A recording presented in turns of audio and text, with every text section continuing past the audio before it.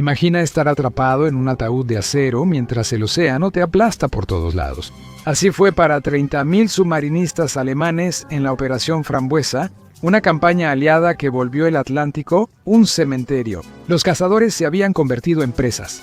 Nadie sabía quién desaparecería después y eso los aterrorizaba. En el episodio de hoy de El Show de Infografías, revelamos cómo una operación convirtió a los letales submarinos U de la Alemania nazi en tumbas. El interior del U-534 en abril de 1945 era una intensa sobrecarga sensorial. Hombres sin lavar estaban hombro con hombro. Las duchas eran un lujo que los submarinistas no podían permitirse. El diésel impregnaba todo, hasta la comida, y el olor a miedo seguía en el aire reciclado. La condensación goteaba constantemente desde el casco presurizado. Eso pasa cuando 49 hombres respiran en un espacio cerrado por semanas. La luz roja intensificaba la claustrofobia, cubriendo a la tripulación con un manto antinatural. Esta era la oficina, los aposentos, la sala de recreo y el hogar del capitán teniente Herbert Nolau.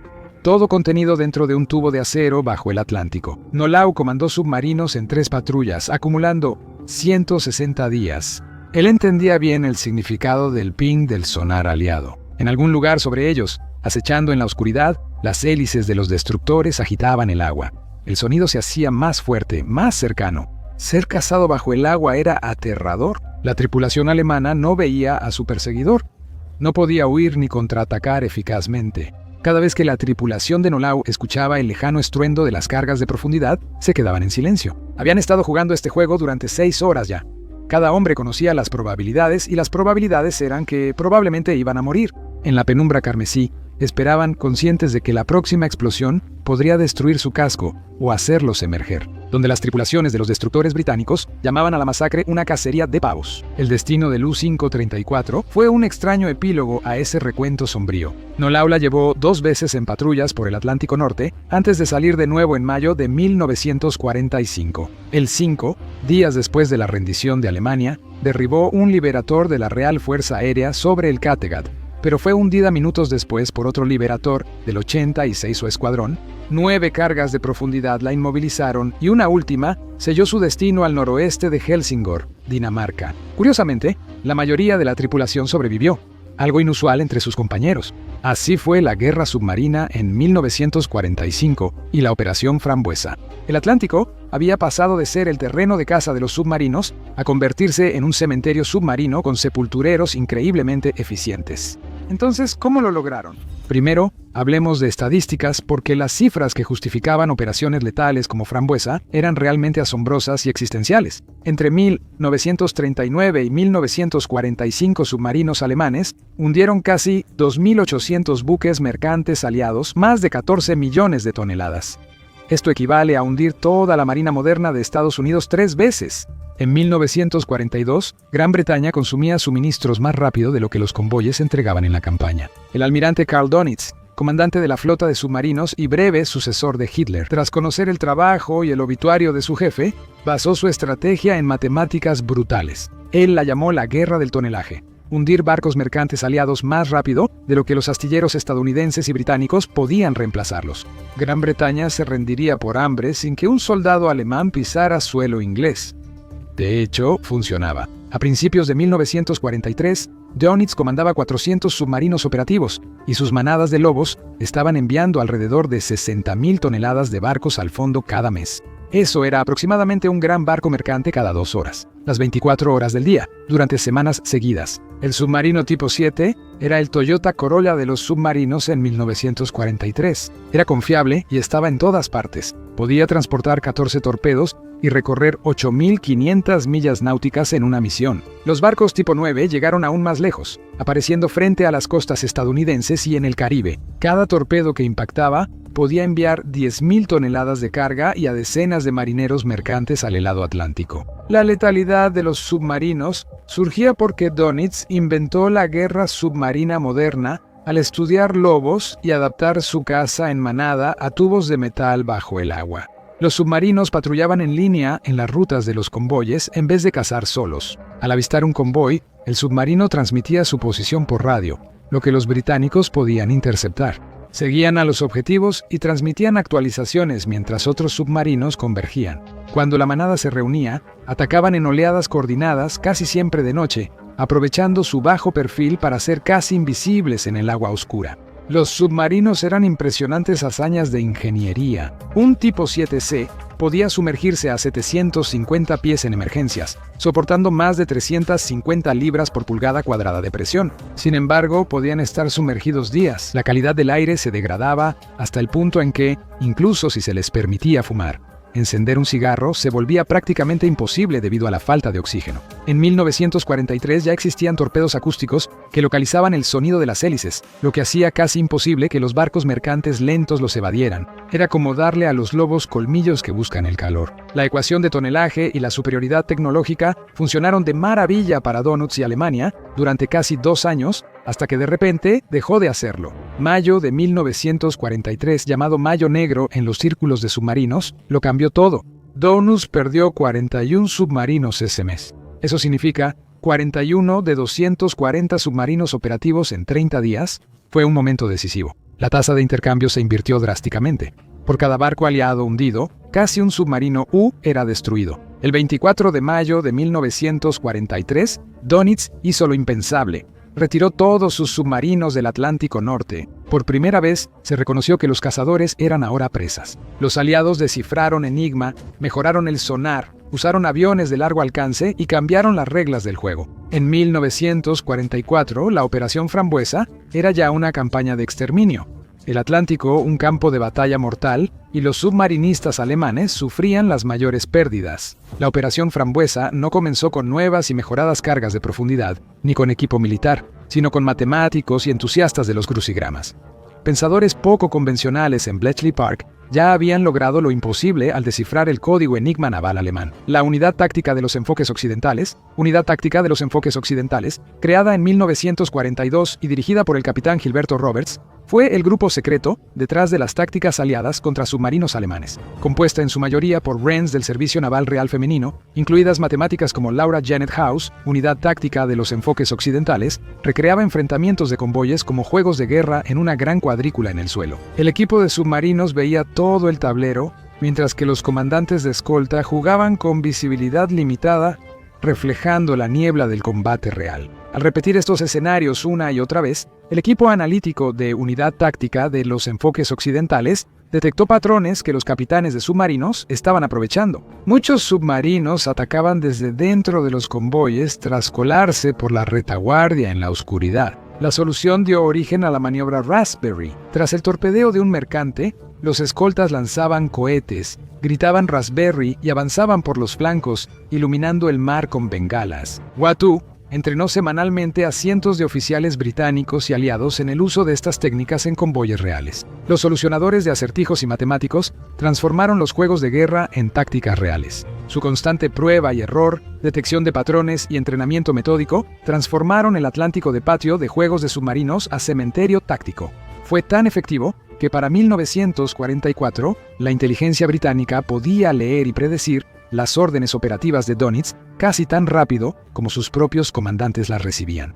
Con el tiempo, la sala de rastreo de submarinos del Almirantazgo de Londres llegó a parecer una escena de novela de Tom Clancy. Sala de guerra con grandes mapas en las paredes, posiciones actualizadas y oficiales de inteligencia moviendo marcadores con varas de madera. Sabían exactamente dónde estaban los submarinos alemanes, casi siempre. Ayudaba que las estaciones de localización por radio, cariñosamente llamadas Hufduf, porque Hufduf suena como un estornudo, podían triangular las transmisiones de radio alemanas a través del Atlántico. Cuando un capitán de submarino informaba por radio al cuartel general sobre un convoy, los operadores aliados ubicaban su posición a pocas docenas de millas náuticas y enviaban los equipos de ataque a estos corredores específicos del Atlántico, donde los grupos cazadores asesinos esperaban. Esta arquitectura de inteligencia significaba que para 1944 muy pocos submarinos operaban sin que los aliados supieran aproximadamente dónde estaban. La destrucción de submarinos seguía una secuencia metódica. Por años, la brecha del Atlántico Medio fue un refugio seguro para submarinos. Esa zona del océano, fuera del alcance de aviones, permitía a los submarinos salir, recargar baterías y navegar sin ser molestados. Para 1944, esa brecha desapareció. Bombarderos B-24. Liberator modificados con tanques extra de combustible, podían patrullar todo el Atlántico. Los enormes y elegantes Short Sunderland británicos, hidroaviones absolutamente llenos de armas, proporcionaban cobertura a las 24 horas del día. Estas aeronaves tenían radar centimétrico, capaz de detectar la torre de mando de un submarino a varios kilómetros, incluso de noche o con niebla. Los U-boats solían estar en la superficie. Sus motores eléctricos submarinos eran muy lentos y las baterías solo duraban unas horas. Cuando veían uno, los barcos aliados atacaban o avisaban por radio. El LELIT merece mención especial. Imagina ser un comandante de submarino, navegando de noche en la superficie, confiando en la oscuridad para protegerte. Un reflector de 22 millones de candelas se enciende repentinamente en el cielo, convierte tu torre de mando en accesorio y te vuelves la estrella involuntaria del show. El comandante de ala Humphrey, de Verde Lee, fue el genio que notó que los primeros radares perdían contacto al acercarse las aeronaves. Su solución, encender la luz justo a tiempo. Un submarino U desapareció del radar, permitiendo al bombardero verlo claramente antes de que pudiera sumergirse. Se lanzó en junio de 1942. El efecto fue tan devastador que los submarinos alemanes tuvieron que recargar baterías de día, cuando al menos podían ver lo que se acercaba. Los alemanes respondieron rápidamente con el detector de radar METOX, que captaba señales aliadas y a veces daba tiempo a los submarinos para escapar. Pero los aliados respondieron con el radar centimétrico Air-to-Surface Vessel Mark III, lo que anuló el METOX y mantuvo la presión. Cuando los alemanes lanzaron su receptor Naxos en respuesta, la fuerza de submarinos ya se desangraba. La luz Lie y el radar cambiaron el juego para siempre, marcando el inicio de la fase 2 de la Operación Frambuesa. En 1944, los aliados crearon fuerzas antisubmarinas tan avanzadas que los escoltas de convoyes iniciales parecían aficionados. Estos grupos de cazadores asesinos se enfocaban en portaaviones de escolta, pequeños portaaviones convertidos de cascos mercantes, acompañados por destructores con avanzados equipos de detección y sonar, tipo 144 de mayor alcance y precisión. Cuando los operadores de sonar hacían contacto, podían rastrearlo continuamente y coordinarse con otros barcos. Ahora los alemanes sufrían tácticas de manada de lobos. Varias embarcaciones acorralaban al submarino. La geometría era precisa y despiadada. Mantenían contacto, bloqueaban la salida y atacaban. Cabe destacar que los operadores de sonar se volvieron muy hábiles en su trabajo. Distinguían entre un submarino, una ballena, un banco de peces o un gradiente de temperatura bajo el cual los submarinos se ocultaban. Los mejores operadores sabían no solo la ubicación del submarino, sino también su tipo y dirección. Ahora era momento de tomar en cuenta los avances en la tecnología de cargas de profundidad que jugaron un papel crucial para cambiar el rumbo de la guerra. En 1944, Torpex tenía 50% más poder destructivo que el trinitrotolueno. Estas cargas podían ser programadas para detonar a profundidades de hasta 900 pies, más profundo de lo que la mayoría de los U-boats podía sumergirse. Los barcos aliados las lanzaban en patrones calculados como búsqueda cuadrada y ataque sigiloso. Sus ondas de choque hidrostáticas estaban hechas para pulverizar a los hombres desde dentro. Después estaba el erizo. Este mortero frontal lanzaba 24 proyectiles con espoleta de contacto en un patrón elíptico frente al barco atacante. A diferencia de las cargas de profundidad, que debían lanzarse detrás del barco y sus explosiones bloqueaban el sonar. Los proyectiles Hedgehog solo explotaban al golpear el casco del submarino. Un proyectil Hedgehog atravesaba el casco presurizado como un clavo de ferrocarril una lámina de metal. Cada impacto era mortal. Debemos explicar brevemente qué ocurre cuando una carga de profundidad explota cerca de un submarino, porque Hollywood se equivoca espectacularmente en esto. El agua es incompresible. Esto es crucial. Cuando un explosivo detona en el aire, la onda de presión se dispersa relativamente rápido. En el agua, viaja más lejos y más rápido, llevando mucha más energía destructiva. Una carga de profundidad que detone a menos de 20 pies del casco de un submarino puede romper uniones, destruir equipos internos y matar a la tripulación por la conmoción. Y eso sin perforar el casco de presión. Los órganos internos sangrarían, los tímpanos se romperían y las ondas de presión causarían la muerte al atravesar los cuerpos. Si el casco tenía un pequeño agujero, el resultado era catastrófico y rápido. A 300 pies de profundidad, la presión del agua es mayor a 130 libras por pulgada cuadrada. Para comparar, una llanta de automóvil típica se infla a unas 32 psi, Un agujero del tamaño de un puño en el casco a esa profundidad dejaría entrar el agua con la fuerza de una manguera contra incendios, pero potenciada. Los compartimentos se inundaban en segundos. Las puertas estancas podían aislar el agua si los tripulantes llegaban a tiempo, pero los submarinos casi nunca flotaban si un compartimento se inundaba. Entonces el submarino comenzaría su última inmersión, y aquí es donde la física se vuelve realmente aterradora. A 900 pies, el doble de la profundidad máxima de aplastamiento de un tipo 7, el casco implosionaría, no explotaría. La diferencia importa. La implosión ocurrió más rápido de lo que el ser humano puede percibir, aplastando todo lo que había dentro cuando el sello colapsó hacia adentro. Cuerpos, equipo y estructura se compactaron en microsegundos. Estudios modernos con sonar revelan naufragios con agujeros reducidos a la mitad de su diámetro. Para submarinos dañados obligados a emerger, el resultado era peor. Los cañones de los destructores giraban rápido para apuntar a la torre de mando. Las tripulaciones que intentaban abandonar el barco enfrentaban fuego de ametralladora, una práctica común y tristemente habitual, aunque oficialmente desalentada. Esa es la versión suavizada. La realidad era peor. Los pocos sobrevivientes alemanes que sufrieron ataques con cargas de profundidad describieron horas de tortura psicológica bajo el agua.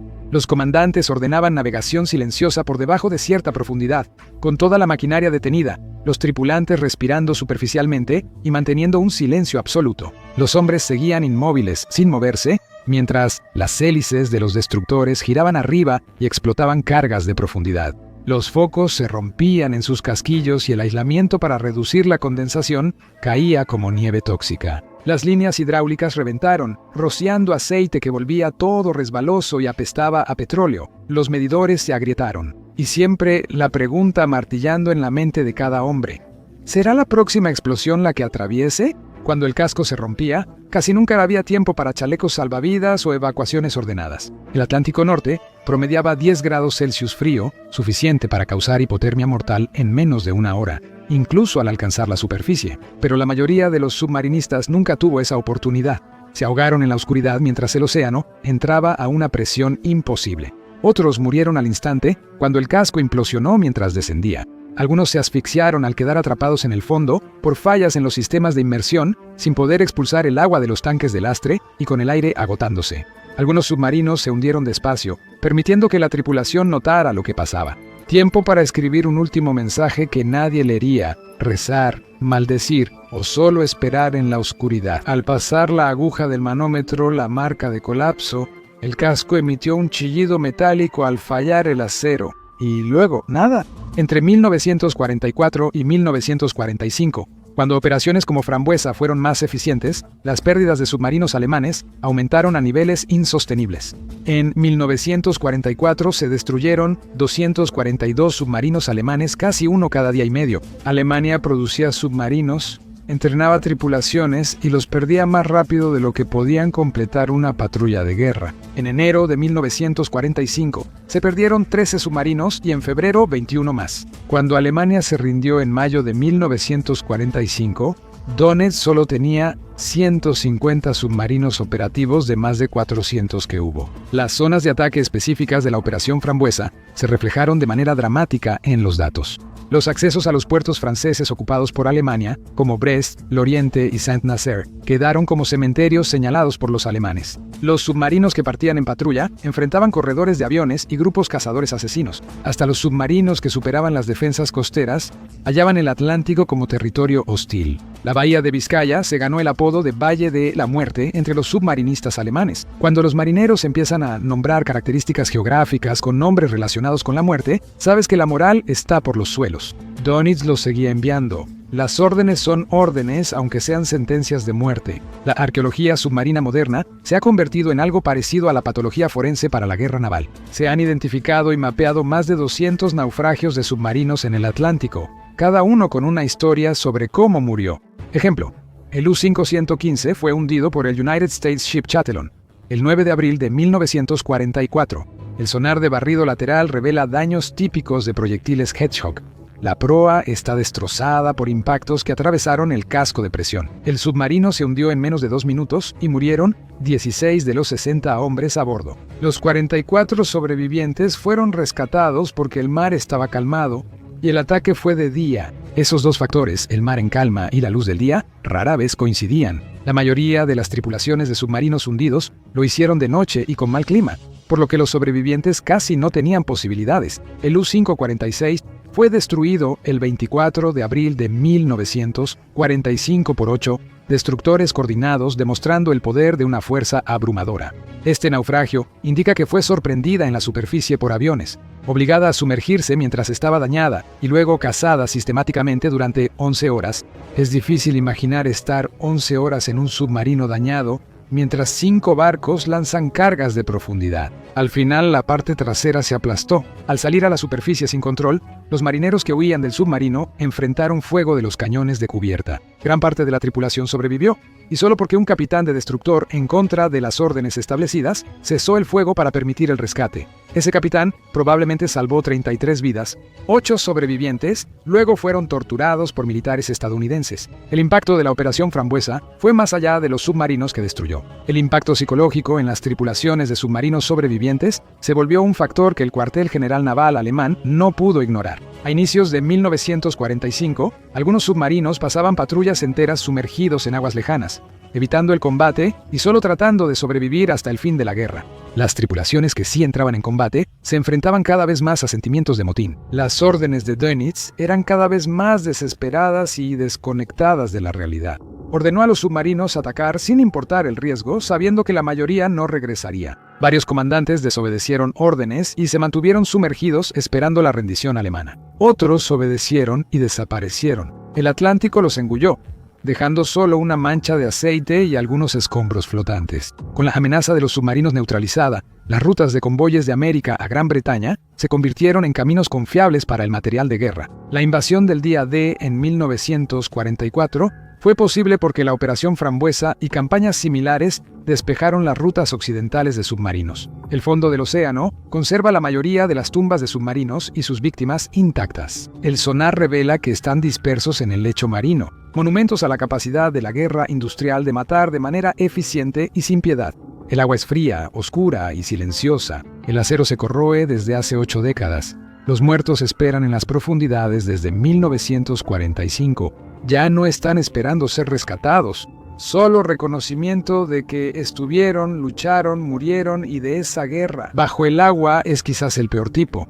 La Operación Frambuesa hizo de los submarinos alemanes tumbas acuáticas, pero no todas las tripulaciones tuvieron el mismo destino. Mira el mayor rescate submarino de la historia con la escape del United States Ship Squalus, una misión que desafió las probabilidades, o haz clic en este video.